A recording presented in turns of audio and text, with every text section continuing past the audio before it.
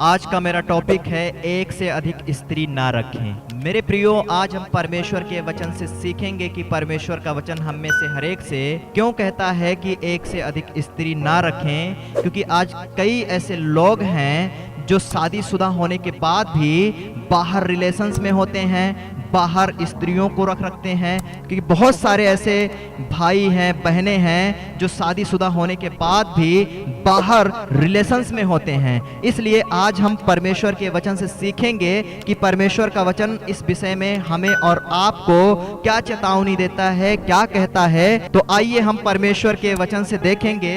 पहला कुरिन्थियों उसका 7 अध्याय और 2 वचन, और मैं चाहता हूं पढ़ें। यहाँ पे मेरे प्रियो, हम जब पहला कुरिन्थियों 7 अध्याय 2 वचन के अंदर पढ़ते हैं तो लिखा है कि परंतु व्यभिचार के डर से हर एक पुरुष की पत्नी और हर एक स्त्री का पति हो।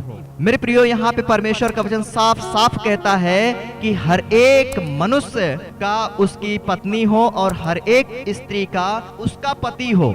यदि हम अपने पत्नी को छोड़कर किसी और के साथ में रिलेशंस में हैं या किसी के साथ रिश्ते में हैं तो वो हमारे लिए व्यभिचार है। वैसे ही कोई मसीही बहन हो या कोई भी स्त्री हो, अपने पति को छोड़कर अगर किसी और के साथ में रिलेशंस में है तो वो उसके लिए व्यभिचार है। इसलिए यहाँ पे जब हम परमेश्वर के वचन में देखें तो प्रभु का वचन बहुत साफ शब्दों में कहता है, व्यभिचार के डर से अपने पत्नी के साथ रहो, अपने पति के साथ रहो। क्योंकि परमेश्वर ने जब आपको अनमैरिड से मैरिड कर दिया तो उसी के साथ आप मिले रहो। अगर हम शादीशुदा होने के बावजूद भी बाहर जाकर किसी स्त्री के ऊपर अपने कुदृष्टि को डालें, उसकी सुंदरता को देखकर उसका अभिलाषी हो जाएं, तो याद कर लेना परमेश्वर का वचन कहता है कि इससे भला है कि तू 2 आंख रहते हुए नरक में डाला जाए, अपने आंखों को निकाल कर फेंक दे। क्योंकि प्रभु बहुत साफ रीति से कहते हैं, जब मत्ती के 5:28 के अंदर पढ़े तो वहां पे कहते हैं, जो कोई किसी स्त्री के ऊपर कुदृष्टि डाले तो वो अपने मन के अंदर व्यभिचार कर चुका, वो अपने मन के अंदर व्यभिचार कर चुका। यदि कोई स्त्री किसी पुरुष के ऊपर अपने कुदृष्टि को डाल रही है और उसका अभिलाषी हो रही है, उसके चेहरे को अपने मनों के अंदर रखकर कल्पनाओं के अंदर जा रही है, तो वो उसके लिए व्यभिचार है। इसलिए मेरे प्रियो, जब परमेश्वर ने हमें और आपको विवाहित जीवन में रखा है तो हमें और आपको अपने पत्नी के साथ, अपने जीवन संगनी के साथ में मिले रहना है। क्योंकि अगर हम बाहर जा रहे हैं या बाहर किसी के साथ हम रिलेशंस में हो रहे हैं तो ये हमारे परमेश्वर के विरोध में पाप है, यह हमारे पत्नी के विरोध में पाप है। ये किसी भी रीति से परमेश्वर के इच्छा अनुसार नहीं है। इसलिए प्रत्येक पुरुष की अपनी पत्नी हो और प्रत्येक स्त्री का अपना पति हो। मैं उन बहनों से भी कहना चाहता हूं जो ऐसे पापों में हैं, जो विवाहित हैं और शादी हो चुकी है, पति घर में है, पति के बावजूद भी वो अपने दृष्टि को बाहर किसी पुरुष के ऊपर गड़ा कर बैठी है, या उनके साथ में रिलेशंस में है, या उनके अभिलाषा को अपने मनों के अंदर रख रहे हैं। तो सावधान हो जाएं, क्योंकि परमेश्वर का वचन कहता है कि प्रत्येक स्त्री का उसका पति हो, प्रत्येक पुरुष का उसका पत्नी हो। क्योंकि मेरे प्रियो, जब हम उत्पत्ति 26 अध्याय 34 और 35 वचन को पढ़ें तो वहां पे हमें बहुत साफ रीति से परमेश्वर का वचन कहता है कि जब यसाव 40 वर्ष का हो गया तब उसने हित्ती बेरी की बेटी यहूदी और हित्ती यलोन की बेटी बसमत से विवाह कर लिया, और इन स्त्रियों के कारण इसहाक और रिबका के मन को खेद हुआ।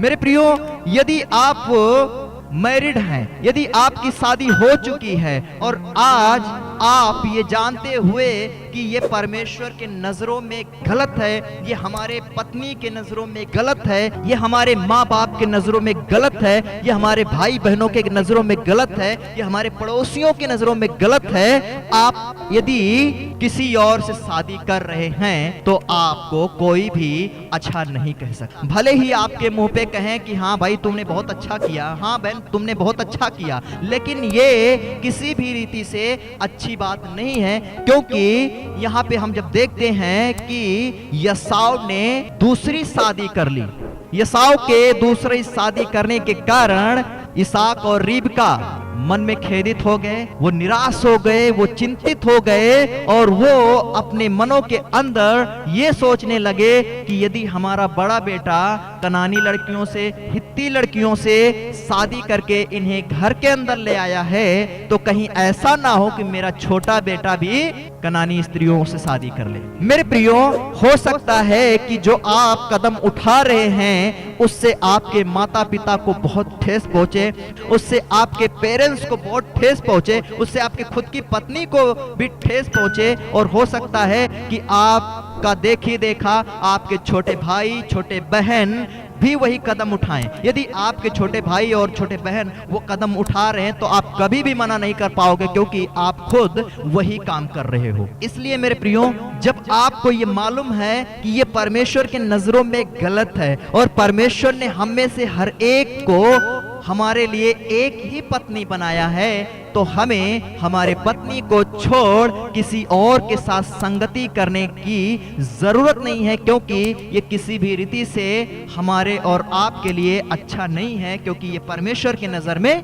महापाप है। आगे जब हम पढ़ते हैं पहला राजा 11 अध्याय 4 वचन, तो यहाँ पे परमेश्वर का वचन कहता है कि अतः जब सुलेमान बूढ़ा हुआ तब उसकी स्त्रियों ने उसका मन पराये देवताओं की ओर बहका दिया और उसका मन अपने पिता दाऊद के समान अपने परमेश्वर यहोवा पर पूरी रीति से लगा ना रहा। मेरे प्रियो, हम सब राजा सुलेमान के विषय में जानते हैं। जब राजा सुलेमान छोटा बच्चा था और परमेश्वर से प्रार्थना कर रहा था, और परमेश्वर से जब प्रार्थना कर रहा था तो परमेश्वर ने उसकी प्रार्थनाओं को सुनकर उसे दर्शन दिया और दर्शन देकर कहा कि तू क्या चाहता है कि मैं तेरे लिए करूं। लेकिन जब वहां पे सुलेमान के बारे में हम देखते हैं तो सुलेमान ने कहा कि हे प्रभु, अपने दास को बुद्धि दे दे ताकि जो प्रजा तूने मुझे दी है उसे मैं संभाल सकूं। मेरे प्रियो, परमेश्वर ने उसके बुद्धि मांगने से बुद्धि दिया, ज्ञान दिया, और परमेश्वर ने देखा कि सुलेमान ने मुझसे ना तो धन मांगा, ना तो दौलत मांगा, ना तो ऐसो आराम मांगा, ना तो अपने राजकाज के लिए कोई और भी पोजीशन मांगी, बल्कि हमारी प्रजा को अगुवाई करने के लिए उसने बुद्धि मांगा। इसलिए परमेश्वर ने उसे ऐसा धनवान बनाया, ऐसा शोहरत दिया, ऐसा वैभव दिया, ऐसा बड़े राज पद पे नियुक्त किया कि उसके जमाने में उसके जैसा बुद्धिमान, उसके जैसा धनवान राजा कोई नहीं था। और मेरे प्रियो, जब हम देखते हैं कि राजा सुलेमान राजगद्दी पर बैठकर राज्य करने लगा और उसके शादी का समय आया तो उसकी मां ने उसका शादी कर दिया। और सुलेमान के जीवन को हम जब देखें तो राजा सुलेमान शादीशुदा होने के बाद भी कनानी स्त्रियों को खूबसूरत देखकर उनकी खूबसूरती को अपने मनों के अंदर रखकर उनके ऊपर मोहित हो जाता और उनसे शादी कर लेता। ऐसे ऐसे उसने कई ऐसे स्त्रियों से शादी किया जिनके विषय में परमेश्वर का वचन साफ रीति से मना कर रहा था। क्योंकि जब हम परमेश्वर के व्यवस्था के वचनों को पढ़ें तो वहां पे परमेश्वर ने अपनी व्यवस्था को देते समय इज़राइल के लोगों को यह आज्ञा दे रखा था कि तुम ना तो कनानियों की स्त्रियों से शादी करना और ना ही उनके घरों में अपनी लड़कियों को देना। और हम देखते हैं मेरे प्रियो कि राजा सुलेमान ने ये जानते हुए कि ये परमेश्वर के नजर में गलत है, वही किया जो उसे नहीं करना चाहिए था। और वो हिज्जी, परहिज्जी, वो यबूसी, कनानी, सामरी सबसे शादी करके उनको अपनी रानी बनाकर अपने महलों में ले आया। और सुलेमान जवानी के दिनों में 700 शादियां की, 700 रानियां रखा और 700 रानियों के बाद 300 रखेलियों को भी रख रखा था। और राजा सुलेमान जब बूढ़ा हो गया तो जिन कनानी स्त्रियों से, यबूसी स्त्रियों से, परिहिज्जियों से और अलग अलग जो है लड़कियों से शादी किया था, उन लड़कियों ने राजा सुलेमान को अपने देवताओं के भवन में लेकर जाने लगी और उसे यहोवा के तरफ से घुमाकर प्राय देवताओं के तरफ उसके मन को मोड़ दिया। और यहाँ पे मेरे प्रियो, जब हम परमेश्वर के वचन को पढ़े तो लिखा है जब उसका मन पूरी तरीके से मुड़ गया तो यहाँ पे परमेश्वर का वचन कहता है कि वो अपने पिता दाऊद के जैसा परमेश्वर के साथ खराई के साथ ना चला। इसलिए मेरे प्रियो, हमें ये जानना बहुत जरूरी है, यदि आप विवाहित हैं तो किसी पराई स्त्री के सुंदरता को देखकर उसके ऊपर मोहित ना हो, उसका अभिलाषी होकर अपने मन में ये विचार ना करें काश ये मेरी पत्नी होती। यदि आप एक स्त्री हैं और विवाहित हैं, आप विवाहित जीवन में हैं, तो बाहर किसी पुरुष को देखकर अपने मन में उसका अभिलाषी ना हो और अपने मनों के अंदर उस पुरुष के खूबसूरती को देखकर ये ना कहें कि काश ये मेरा पति होता। क्योंकि मेरे प्रियो, जो पति परमेश्वर ने आपको दिया है उसी के साथ खुशियां मनाएं, उसी के साथ आनंद मनाएं, उसी के साथ मिले रहे और उसी के हक को पूरा करें, इस डर से कि इसलिए कि पति के रहते यदि कोई स्त्री किसी पराये पुरुष के तरफ को दृष्टि करती है तो उसके लिए पाप है, उसके लिए अधर्म है। वैसे ही यदि चाहे आप भाई हैं, आपकी पत्नी आपके घर में है, तो आप उसके साथ संतुष्ट रहें, उसके साथ मिले रहें। यदि आप अपने पत्नी को छोड़ किसी भी स्त्री का अभिलाषी हैं और उसके खूबसूरती को देखकर ये कह रहे हैं काश ये मेरी होती तो अच्छा होता, तो परमेश्वर के विरोध में पाप कर रहे हैं मेरे भाइयों। इसलिए आज हर एक भाई को, हर एक बहन को सीखना बहुत जरूरी है कि एक से अधिक ना तो हमें स्त्री रखना है और ना तो एक से अधिक पुरुष रखना है, क्योंकि एक से अधिक स्त्री रखना हमारे लिए फंदा है, हमारे लिए जाल है, हमें परमेश्वर से भटका कर और संसारिकता के अंदर डुबो सकते हैं। और हम आगे देखते हैं दूसरी बातें, पराई स्त्री पर मोहित ना हो और ना उसके पास जाए। मेरे प्रियो, जब हम यहाँ परमेश्वर के वचन से देखते हैं नीति वचन 5 अध्याय 16 से लेके 19, तो यहाँ पे परमेश्वर का वचन कहता है क्या तेरे सोते का पानी सड़क में और तेरे जल की धार चौक में बह जाने पाए, या केवल तेरे लिए ही रहे और तेरे संग औरों के लिए ना हो। तेरा सोता धन्य रहे और अपनी जवानी के पत्नी के साथ आनंदित रहे। प्रिय हरणी या सुंदर संभरणी के समान उसके स्तन सर्वदा तुझे संतुष्ट रखें और उसी का प्रेम नित्य तुझे आकर्षित करता रहे। मेरे प्रियो, जैसे हमने राजा सुलेमान के जीवन के विषय में देखा कि वो शादीशुदा होने के बाद भी अलग अलग स्त्रियों से शादी किया और किस तरीके से राजा सुलेमान के मनों को उन स्त्रियों ने परमेश्वर से हटा दिया।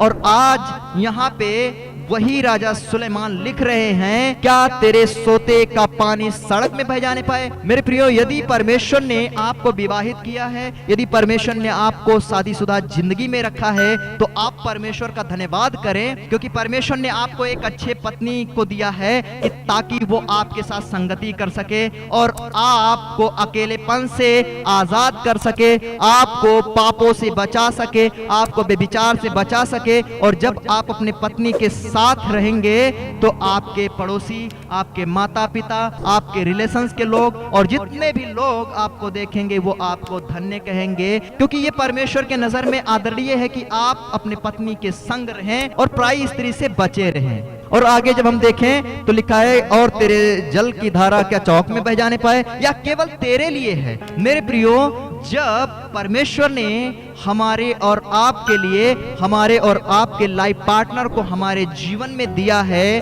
तो परमेश्वर का वचन कहता है कि वो केवल तुम्हारे लिए पर्सनल है। तुम्हारा सोता धन रहे, तुम्हारा पत्नी धन्य रहे, तुम अपनी पत्नी के साथ आनंद मनाओ, उनके जवानी के दिनों में उनके साथ रहो, उनकी इच्छाएं पूरी करो और तुम्हारे पत्नी का प्यार तुम्हें आकर्षित करता रहे। मेरे प्रियो, आज यदि आप पराई स्त्री के तरफ आकर्षित हैं तो आप उस आकर्षण को अपने जीवन से दूर करें। परमेश्वर ने आपको आपके पत्नी के साथ रखा है ताकि आप पाप से बचें, ताकि आप गुनाह से बचें, ताकि आपके जीवन को कोई भी पराई स्त्री बर्बाद ना कर पाए। इसलिए परमेश्वर का वचन कहता है कि उसी का प्रेम तुम्हें सदा आकर्षित करता रहे। आज बहुत सारे ऐसे लोग हैं जो शादीशुदा होने के बाद भी घर में पत्नी है, घर में बच्चे हैं, फिर भी वो पत्नी के साथ ना रहकर वो बाहर पराई स्त्रियों के साथ संगति करते हैं। लेकिन आज हमें इस बातों को जानना बहुत जरूरी है कि दुनिया के अंदर 800 करोड़ लोग हैं और 800 करोड़ लोग में से आधा स्त्री है, आधा पुरुष है, और हर एक के बॉडी के अंदर 2 हाथ, 2 पैर, 2 कान, 2 नाक और सेम बॉडी है। बस इतना फर्क है, कोई गोरा है, कोई काला है, कोई नाटा है, कोई लंबा है, बस इतना फर्क है। पता नहीं कैसे लोग होते हैं जो विवाहित होने के बाद भी, घर में बीवी बच्चे होने के बाद भी बाहर पराई स्त्रियों पे, पराई पुरुषों पे अपने नजर को गड़ाकर बैठे रहते हैं। लेकिन हर एक स्त्री, हर एक पुरुष बॉडी के अंदर सेम है। क्या अलग है? आज शादीशुदा होने के बाद भी लोग पता नहीं क्यों, घर में पत्नी है, बच्चे हैं, अच्छा पारिवारिक जीवन है, उसके बावजूद भी वो बाहर पराई स्त्रियों के तरफ आकर्षित होकर उनके साथ संगति करते हैं। लेकिन मेरे प्रियो, क्या है ऐसे लोगों के बॉडी के अंदर? अरे सेम बॉडी है, हर एक स्त्री सेम है, हर एक पुरुष सेम है। क्यों उनके पीछे अपनी जिंदगी को बर्बाद कर रहे हैं? क्यों उनके पीछे अपने लाइफ को तबाह कर रहे हैं? क्यों उनके पीछे अपने विवाहित जीवन को बर्बाद कर रहे हैं? उस परमेश्वर की खोज करो जो मुझसे और आपसे अलग सोचता है, मुझसे और आपसे अलग प्लान करता है। मेरे प्रियो, यदि हम आज किसी पराई स्त्री के पीछे भाग रहे हैं या उसकी संगति कर रहे हैं या उसके पास जा रहे हैं, तो परमेश्वर का वचन अगर हम परमेश्वर का वचन आगे नीति वचन 6 अध्याय और उसका 29 वचन के अंदर पढ़ें तो यहाँ पे परमेश्वर का वचन कहता है, जो पराई स्त्री के पास जाता है उसकी दशा ऐसी है, वरन जो कोई उसको छुएगा वह दंड से ना बचेगा। मेरे प्रियो, परमेश्वर ने आपको इसलिए विवाहित जीवन में रखा है ताकि आप दंड से बच जाएं, क्योंकि यहाँ पे परमेश्वर का वचन कहता है कि जो कोई भी, चाहे वो विवाहित हो चाहे वो अविवाहित हो, किसी भी पराई स्त्री को छुएगा गलत मानसा से, कुदृष्टि से उसके तरफ आंख उठाकर देखेगा उसे,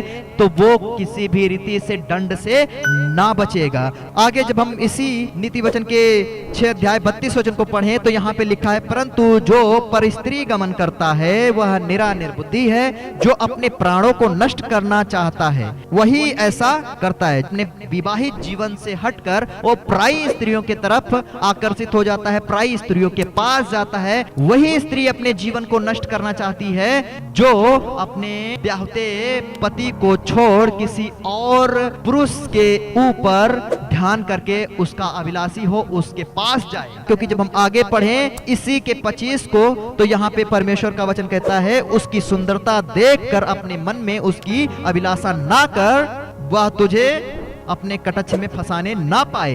यदि विवाहित हैं तो किसी की सुंदरता को देखकर उसका अभिलाषी ना हो। हालेलुया।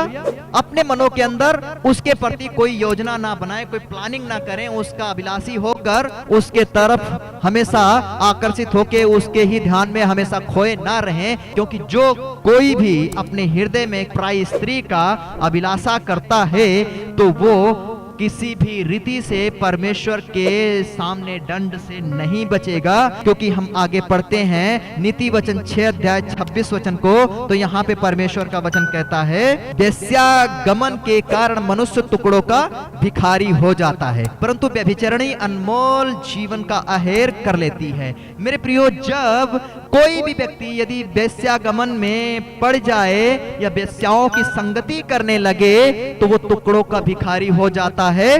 क्योंकि संसार के अंदर बहुत सारी ऐसी स्त्री पाई जाती हैं कि जो किसी भी पुरुष को यदि देख ले कि हाँ उसके पास बहुत पैसा है, उसके पास अच्छा गाड़ी है, उसके पास अच्छा मोबाइल फोन है, वो अच्छे कपड़े पहनता है, अच्छे तरीके से चल रहा है, तो उसके पीछे पड़ जाएंगी और उसे प्यार के जाल में फंसाकर उसके पैसे को खाते चले जाएंगे। और जो कोई भी व्यक्ति ऐसे स्त्री के चक्कर में पड़ जाए तो वो टुकड़ों का भिखारी हो जाता, क्योंकि उसके चिकनी चुपड़ी बातों में आकर उसे अपने पैसे को खिलाता रहता है और वो खाते खाते खाते खाते उसे भिखार कर देगा और वो खुद जो है। इसलिए मेरे प्रियो, आज हमें इन बातों को जानना बहुत जरूरी है कि हमें ना तो पराई स्त्री के ऊपर मोहित होना है और ना उसके पास जाना है, क्योंकि परमेश्वर के नजरों में बहुत पाप है। अगर हमें अपने आप को परमेश्वर के साथ बनाना है, अपने आप को परमेश्वर के साथ रखना है, पवित्रता में चलना है, परमेश्वर के भय में चलना है,